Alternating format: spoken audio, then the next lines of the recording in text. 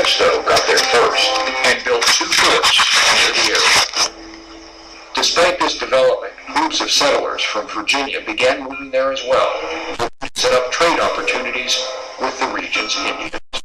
This wasn't the first time the British and French had argued over land. There had been an intense imperial rivalry between the 2 countries for centuries. On North American soil, the 2 countries had fought a series of battles dating back to 1689. These conflicts would form the backdrop for the French and Indian War. In 1754, a 22-year-old lieutenant colonel named George Washington was sent to what is today southwest Pennsylvania to establish an outpost there and to challenge the French presence in the Ohio River and in Canada. At first, Lieutenant Colonel Washington had some success against the French and their Native American allies and built Fort Necessity. But months later, Washington lost the fort in the Battle of Great Meadows. 2 years later, the French and Indian War began, pitting France and its Indian allies against Great Britain and its allies. At first, the French, who had more Indian allies than the British, dominated the war, dealing costly defeats to their opponents in both the Ohio River Valley and Canada. But then the tide turned. The British gained control of the St. Lawrence River, a vital waterway where 2 Canadian cities under French control, Quebec and Montreal, were located. Quebec was the key to French power in North America. The French believed the city's cliffs made it impenetrable. But the British took 49 ships up the St. Lawrence River to Quebec and laid siege to the city for nearly 3 months. In September 1759, the British defeated the French and won Quebec. The next year, the British triumphed again, taking Montreal. In 1763, the Treaty of Paris was signed, and the war ended. But peace wouldn't last. The British had won the French and Indian War, but had run up an enormous debt in the process. They raised taxes in the colonies in order to raise money. Resentment over what they believed was unjust taxation grew throughout the colonies. Inspired by such figures as Thomas Paine, Patrick Henry, and Samuel Adams, the idea of American independence began to take hold. In 1775, the American Revolution began, and this time, the man who lost the opening battle of the French and Indian War would lead the American forces to victory. Why was victory in the French and Indian War so important for the British? Talk about that. I'm diving through notes here. Alright. So, this war we're about to discuss is not going to be like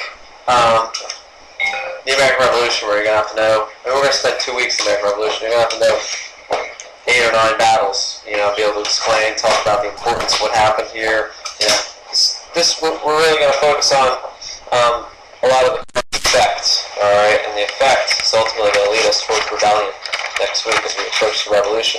So we're going to do the notes now, and then I've got a cool video to kind of finish there, or a video clip of guerrilla-style warfare, which we'll talk about what that is in a few minutes. All right. The notes, there's 6 slides, so it's a little lengthier than you're probably used to or accustomed to in this class, but it's very important material, so we really wasn't joking. Put on your A game and let's rock and roll, okay? You ready? If you have any questions or you're not understanding something, please slow me down, or stop me, let me know, ask me. Alright? There you go, buddy. So, we are moving on to the French and Indian War. Yeehaw! Alright, okay, here we go. So, causes. Alright, main cause of French and Indian War, just like the video said, is over the Ohio River Valley. It's a very fertile area. Everyone check it out. Check out the map. You've got 13 colonies. This area is controlled by the British. This area is the Ohio River Valley. Okay? Ohio River Valley. Alright? Okay? This area is French controlled. Alright, we didn't really focus on French explorers, but have you ever heard of Lake Champlain? upstate New York's a beautiful spot to go. If you've never been on vacation, it's a gorgeous, gorgeous spot. Samuel de Champlain was an early explorer of the area. This guy, Robert Cavalier, he kind of came down into the heartland of the country. Ultimately, he claims it for France, and he names it Louisiana. Why do you think he named it Louisiana? Jessica? King Louis, right? I think the 14th, there's like 16 or more, right? There's a lot of King Louis, all right? But basically, what happens is, by the time the war starts, 1754, okay? Now let's just kind of jump back and think of some dates that we know. When was Jamestown? 1607. How about Plymouth? 1620. All right. Salem witch trials, 1692. Okay, like we've been in the country here for a long time. It's 1750s. All right. You have over 1 million colonists. Okay, that have come and have established lives and are rapidly expanding. All right. We talked about the booming economy in the northeast, and the colony established by the French. There's only 70,000 people, so it's very sparse. All right, and they named. All right, again, they named their colony. All right, their French colony. Very original thought, right? We talked about that with New Spain, right? Okay. Basically, there's nobody here in this vast area except for fur traders and priests. Obviously, I think I talked about like beaver furs being very important and very popular back in Europe. Okay. Why priests? Why traders and priests? That seems really odd. Jake? Priests, they go through traders because they travel a lot and they convert people or the Americans to Christianity. Okay, they're there to convert the Indians. Okay, now take a look at the video mentioned Port Necessity. All right, this is the area here. It's right on the Ohio River. Okay, it's actually in southwestern Pennsylvania. And maybe you're wondering, why didn't Pennsylvania take care of the problem? Why is Virginia sending a militia with George Washington? Well, what do we know about Pennsylvania? Who founded it? What do we know about the Quakers? They're against warfare. They're pacifists, right? So that's probably why Virginia ended up sending a militia. Okay? If anybody goes to Pittsburgh, it's located strategically on 3 rivers. The Allegheny, the Ohio, and another one which I can't even pronounce. And their old football stadium used to be called 3 Rivers. I think it's now Heinz Field or something like that. But it's very important. Eventually the Ohio River dumps into a major waterway that feeds north and south in this country. The Mississippi. Okay? So as far as trading goes and transportation, we're talking very important waterways here, guys. This is very, very important. And colonists are going to want to push over what mountain chain we got here? The Appalachian Mountains, and push into this fertile area, okay? So, very sparsely populated by the French, okay? And the French actually had developed a very friendly relationship because they're all about trading. There's not a lot of people there. Whereas the English colonists talk about the Pequot War or King Philip's War, all right? We don't really have friendly relations with the natives. All right, so why did the French and Indian War start, Evan?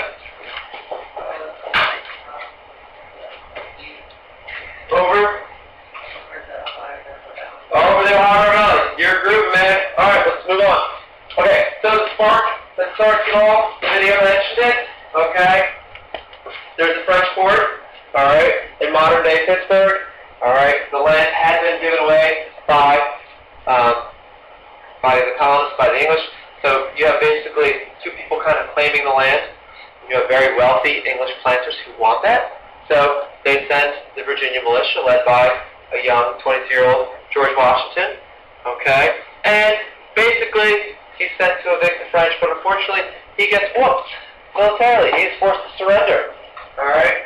And unbeknownst to him, this starts the French and Indian War. Now, technically, the war really doesn't start for another 2 years because, word has to get back to London, and word has to get back to France, and then London has to declare war on France, and then they have to have battles. So it's going to be a while, right? The war technically runs from 1754 to 63. It's technically 9 years, but it's like 2 years for it to get going, and then it kind of ends, and then it takes 2 years to do a peace agreement. So it's really only like a 5-year war.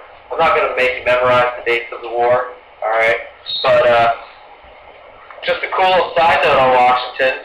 Basically, because he's forced to surrender, he goes back to Virginia, and he's basically asked to take a demotion, all right, to go from a lieutenant colonel to a captain.